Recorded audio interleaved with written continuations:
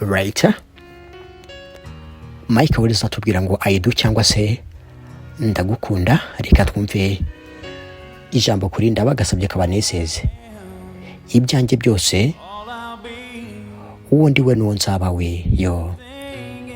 Iby'ingenzi byose nkeneye muri ubu buzima bwanjye biri mu maso yawe, undeba byuzuye urumuri yo. Iyo unsekeye numva amarangamutima yanjye yose abyuka yo. Iyo ukuboko kwawe gukoze ku kwanjye numva ibyumviro byinshi by'intwara bitwara umutima wanjye, kuko yego ndagukunda kandi nkwitaho byimazeyo mu buzima bwanjye bwose.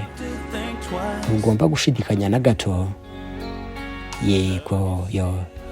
Nzagukunda iteka biva mu ndiba y'umutima wanjye, ndetse sinabigenzura, maze igihe kinini ntegereje kuba nabikubwira. Niba wibaza ngukunda bingana gutya, mva amagambo yo. Yego ndagukunda mukobwa, right. Umukunzi wacu akadusabye witwa Vestine ndetse na Diane, bose barakadusabye, reka tukabashimije.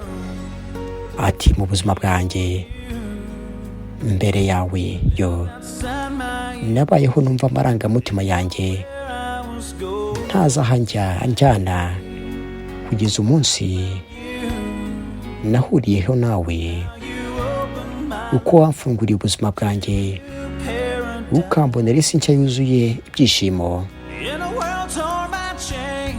Muri iyi si ihora ihindagurika, nzagukunda n'umutima wanjye kugeza umunsi wa nyuma w'ubuzima bwanjye. Yego rwose yo, ndagukunda cyane. Ati ubuzima bwanjye bwose ntabwo ugomba gushidikanya, ni ukuri nzagukunda ubuziraherezo. Ati ubuzima bwanjye bwose, ati ibyo bintu sinabikontorora rwose. Ati nategereje kuba nabikubwira igihe kinini rwose. Niba wibaza niba ngukunda bingana gutya yo, yego rwose ndagukunda.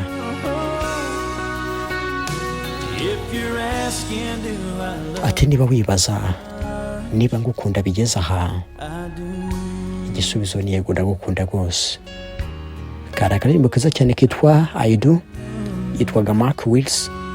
Aka nagasobanuye plus nagasobanuye, habwo la subscribe. Tubana n'inyuma.